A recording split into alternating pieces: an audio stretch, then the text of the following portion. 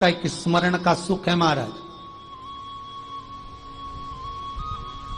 ज्योत का विधान है, नवरात्रे में देवी की ज्योत लगती है, अखंड ज्योति लगती है, जवारे बुआए जाते हैं, कलश लगता है। ज्योत का भी विधान है। जिसके यहां दिया अखंड जलाया जाता है, अगर वो दिए की लो, दिए की बाती अगर दक्षिण दिशा की होती है तो उसके घर में साल भर में एक घात जरूर होती है।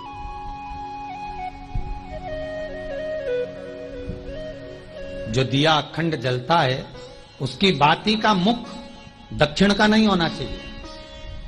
अगर आपने देवी भागवत का स्मरण कराओ, देवी भागवत को अगर सुना हो, तो देवी भागवत में स्पष्ट किया गया कि पूर्व की ओर मुख करा हुआ दिया, अर्थात पूर्व की ओर ज्योत जो जलाई जाती है वो संपदा की वृद्धि करती है। पश्चिम की ओर मुख कर कर जो ज्योत लगाई जाती है महाराज, वो वैभव को देती है। और उत्तर की ओर जो मुख कर कर ज्योत जलाई जाती है, उत्तर की ओर जो ज्योत का मुख रहता है वो आयु की वृद्धि करती है, घर में अकाल मौत को रोकती है।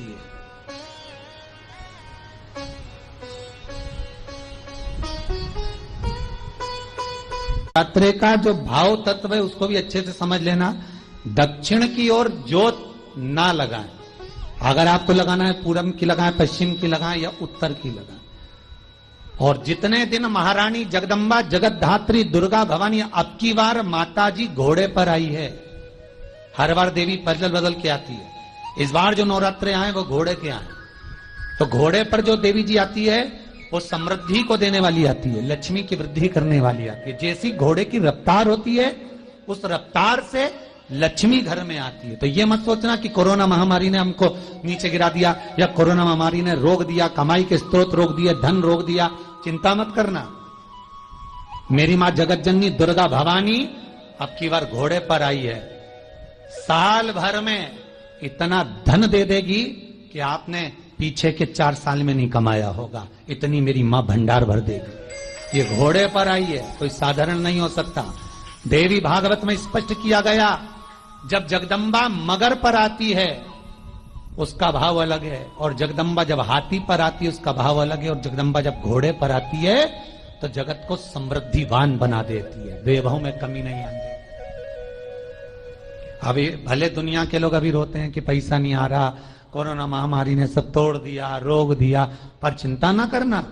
मेरी मां अगर घोड़े पर आई है तो उसका सुख आपको जरूर मिलेगा।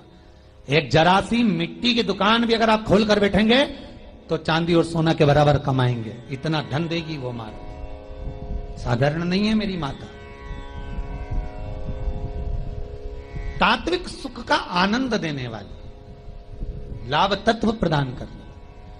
और नवरात्रि में भी अगर आपकी कोई कामना है, आपकी अगर इच्छा है, आपका मन है, तो जगत जननी की आराधना करो।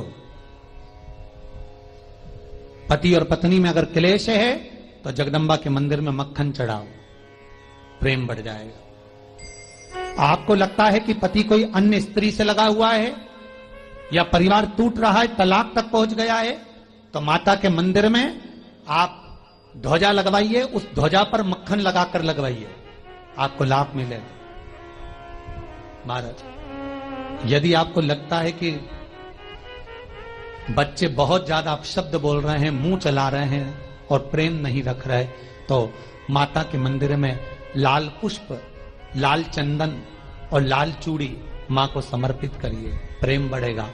बच्चा कभी आप जी से कम नहीं बोलेगा, प्रेम की भाषा निकलेगी मुझसे।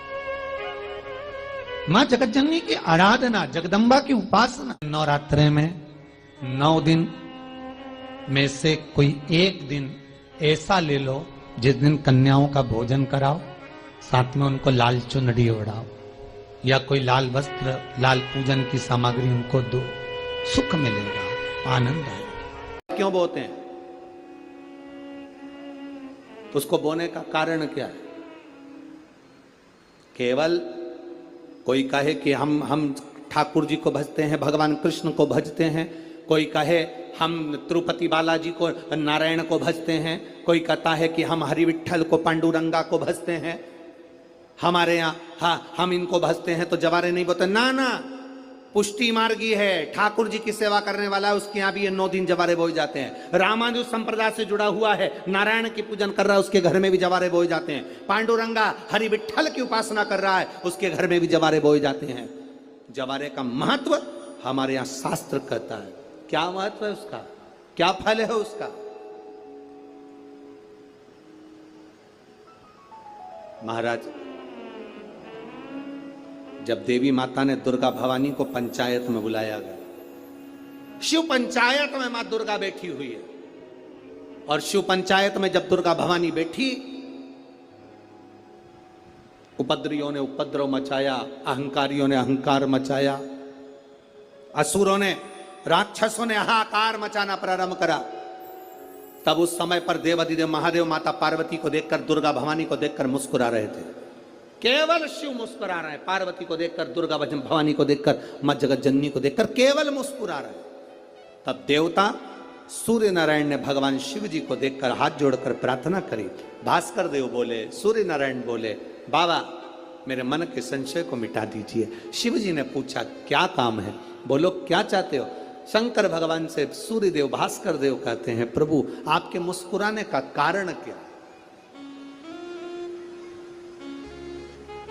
भारत की भूमि पर जितनी जगह पर भी आप लोग कथा सुन रहे हो, आस्था चैनल पर, फेसबुक, यूट्यूब पर जितने लोग कथा सुन रहे हो, बड़े ध्यान से सुनना कि जवारे क्यों बोए जाते हैं, नवरात्रि में जवारे की महत्वता क्यों होती है,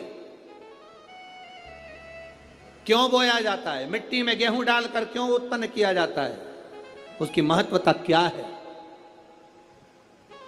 सूर्य नारायण पूछ रहे हैं भगवान देवाधिदेव महादेव से, आप दुर्गा भवानी को देखकर मुस्कुराए, आप हंसे हैं, आपके चेहरे पर प्रसन्नता आई है, कारण क्या? और महाराज देवाधिदेव महादेव ने कहा, यहां भगवान विष्णु, गणेश जी, भास्कर देव, आप सब बैठे हो। असुरों ने आक्रमण कर दिया, असुरों ने आक्रमण करा है, और वह असुर आक्रमण कर दिए हैं तो वो असुर प्रवेश कर रहे हैं, उपद्रव मचाकर, हाहाकार कर कर नष्ट करने वाले हैं इस पूरी पृथ्वी को। तो फिर उसको बचाएगा कौन, कैसे बचेगा? शिवजी ने कहा चिंता मत करो। दुर्गा ने अपने केश का स्मरण किया, एक केश को माता पार्वती जी ने अपने हाथों से छुआ, छूते ही एक कुंड में सुंदर जवारे उत्पन्न हुए हैं। जब तक वो जवारे बड़े नहीं हो जाते, जब तक वो जवारे थोड़े प्रबल नहीं हो जाते, तब तक एक भी असुर प्रवेश नहीं कर सकता, हाहाकार नहीं मचा सकता और अंदर आ नहीं सकता। शिव महापुराण की कथा कहती है, जवारे जिसके यहाँ बोए जाते हैं, जवारे का, आप लोग कहते हैं कहीं पर देवी जी बैठी हैं, किसी के यहाँ मिट्टी की मूर्ति आई, 21 फीट की, 41 फीट की, 15 फीट की, 10 फीट की, 25 फीट की देवी जी की प्रतिमा स्थापना हुई। लोग कहते हैं हम देवी जी का दर्शन करने जा रहे हैं, दुर्गा जी का दर्शन करने जा रहे हैं। शिव महापुराण की कथा कहती है वो दुर्गा जी का दर्शन नहीं, देवी का दर्शन नहीं।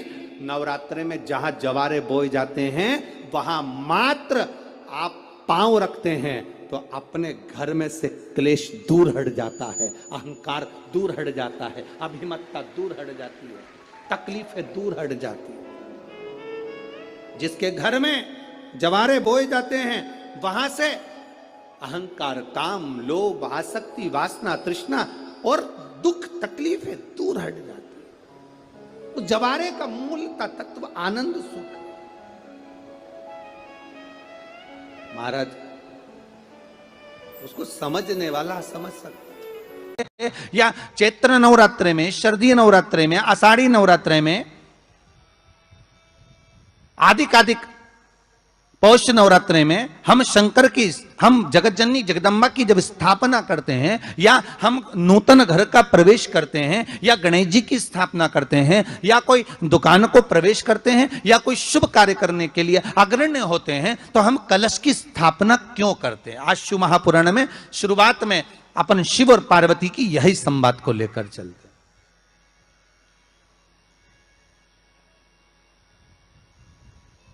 आखिर कलश में ऐसा क्या है?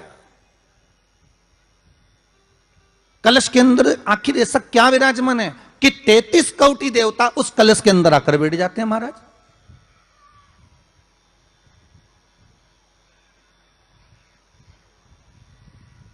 आप कोई यज्ञ करने जा रहे हो, आप कोई पोथी पुराण करने जा रहे हो, आप कोई अच्छा कार्य करने जा रहे हो, तो ब्राह्मण देवता कह देते कलश की स्थापना होगी, कलश की शोभा यात्रा निकलेगी, कलश यात्रा निकलेगी, कलश विराजमान होगा।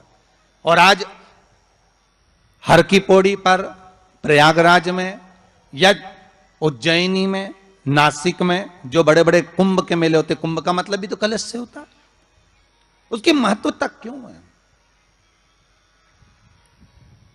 उस कुंभ की, उस घड़े की महत्वता कहां से प्रकट हो गई? शिव महापुराण की कथा कहती है महाराज, भगवान औघड़दानी शंकर स्वयं आद्य शक्ति जगदम्बा से कहते हैं कि जगदम्बा तू क्या चाहती है बोल। तो जगत जननी जगदम्बा कहती है कि जहां मैं हूं वहां शंकर है, ये आपने कह दिया, पर जहां शंकर है वहां पार्वती का होना जरूरी है। उसके लिए सिद्ध करने के लिए एक स्थान ऐसा बनाया जाए जहां पर शंकर विराजमान है और शंकर के साथ पार्वती विराजमान है। तो शिव जी ने कहा, पार्वती उसके लिए मैं तुझे एक सुंदर कलश का निर्माण कर देता हूं। दुनिया का रचनाकार, दुनिया की रचना करने वाले महाराज, संपूर्ण ब्रह्मांड की रचना करने वाले, जिनको भगवान शिव ने स्वयं ब्रह्मदेव से कहा है कि ब्रह्मा जी तुम सृष्टि खंड को आगे बढ़ाइए, सृष्टि की रचना करिए। और आज ही के दिन, यही चैत्रीय प्रतिपदा के दिन, यही इसको कहते हैं नया संवत्सर, नया वर्ष। हिंदू धर्म में क्यों कहा जाता है? आज ही के दिन ब्रह्मा जी ने महाराज सृष्टि की रचना करना प्रारंभ करा था। आज ही के दिन भगवान शिव और ब्रह्मा का संवाद हुआ था। सीधे भगवान शंकर ब्रह्मदेव के पास जाकर बोले थे, हे ब्रह्मदेव आप सृष्टि की रचना करिए। तो ब्रह्मा जी ने पूछा था, सारे नक्षत्र आपने बनाए, सारे दिन आपने बनाए, सारी घड़ियां आपने बनाई, सारा पल आपने बनाया, मनुष्य की श्वास गिनती, काउंटिंग, अर्थात मनुष्य के शरीर